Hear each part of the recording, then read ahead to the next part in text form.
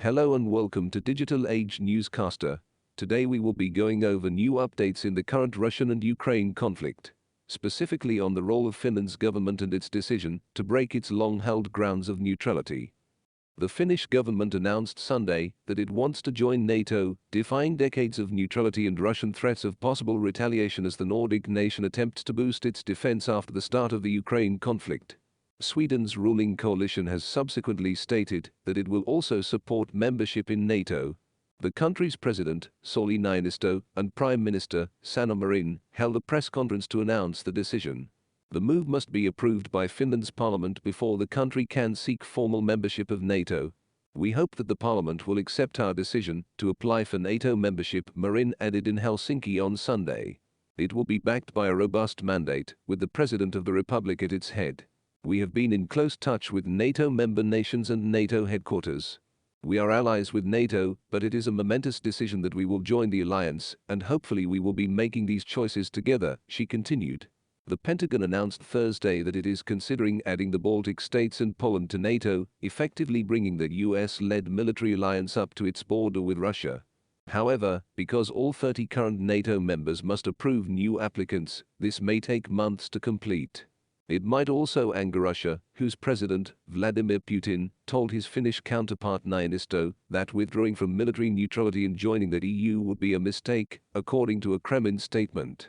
Following difficulties in receiving payments from Russia on Saturday, Russia cut off its electricity supply to Sweden. Finland has been officially non-belligerent and nominally neutral since the conclusion of World War II, when Finland was invaded by the Soviet Union. At times, it has accommodated Moscow's security concerns, while also striving to maintain positive trade ties. After the annexation of Ukraine, this calculation has been altered. On Saturday, Niinisto announced to Putin that Finland wants to join the European Union, stating, "The Russian demands in late 2021, aiming at preventing other nations from joining NATO and Russia's massive invasion of Ukraine in February 2022, have altered the security environment of Finland," according to a statement from the Finnish president's office. "If we didn't think these measures would improve our strength or security, we wouldn't be making these decisions," Marin continued. "So of course we believe they are correct and will strengthen our national security." On Sunday, he emphasized that, if a nuclear threat exists, Sweden has also aired its concerns, and the ruling Social Democratic Party called for Sweden to seek membership in NATO on Sunday. In case the bid is approved by NATO, the Social Democrats call for Sweden's entry into the organization to include anti-nuclear weapons and permanent bases on Swedish soil. Swedish Prime Minister Magdalena Andersson on Sunday condemned Russia's invasion of Ukraine, calling it illegitimate and indefensible, and adding that Sweden can't rule out that Russia would take the same move in Sweden's immediate vicinity. "And this is what Sweden must now consider, and as a result, we feel that Sweden requires the formal security commitments that a NATO membership provides," Andersson said during this press conference. Swedish Foreign Minister Ann Linde tweeted, "A historic decision. The Russian invasion of Ukraine has deteriorated the security situation in Sweden and Europe as a whole. Both countries already fulfill many of the requirements for membership in NATO, which include a functioning democratic political system based on a market economy, fair treatment of minority populations, pledges to solve conflict peacefully, capacity and desire to make a military contribution to NATO operations, and democratic civil-military relations and institutions. NATO's door is open," the NATO Secretary-General Jens Stoltenberg said on Sunday in response to the report. "Finland and Sweden are among NATO's most loyal allies," Stoltenberg added during a news conference. In the context of an increasingly aggressive Russia and a weak Western response, Turkey has emerged as a potential adversary.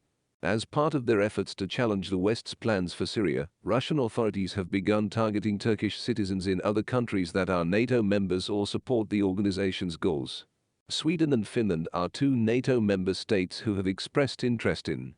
He was referring to the Kurdistan Workers' Party, PKK, which advocates for an independent Kurdistan in Turkey.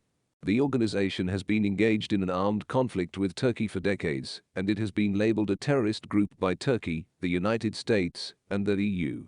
Even though the YPG fighters are linked to the US-led coalition's fight against ISIS in Syria and played a significant role in cleaning out ISIS from northern Syria, Turkey considers them an extension of the PKK.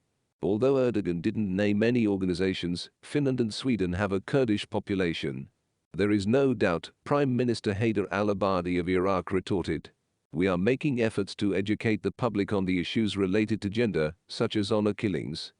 On Sunday, President Niinisto expressed his bewilderment at Erdogan's doubts, stating that during a phone conversation a month ago, Erdogan appeared to be favorable to Finland joining the EU. I believe that what we need now is a very clear answer. I'm willing to continue our conversation about the difficulties he's raised.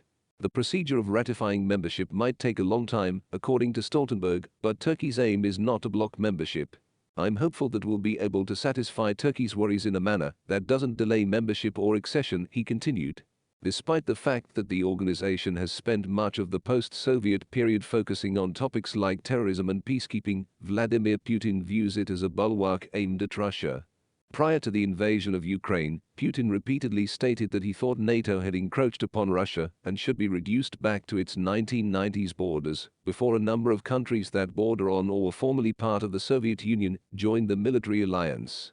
According to Putin, Ukraine's wish to join the alliance, as well as its status as a NATO partner, which he characterized as a step on the road to full membership, were two of the many complaints he cited in order to explain his country's invasion of its neighbor.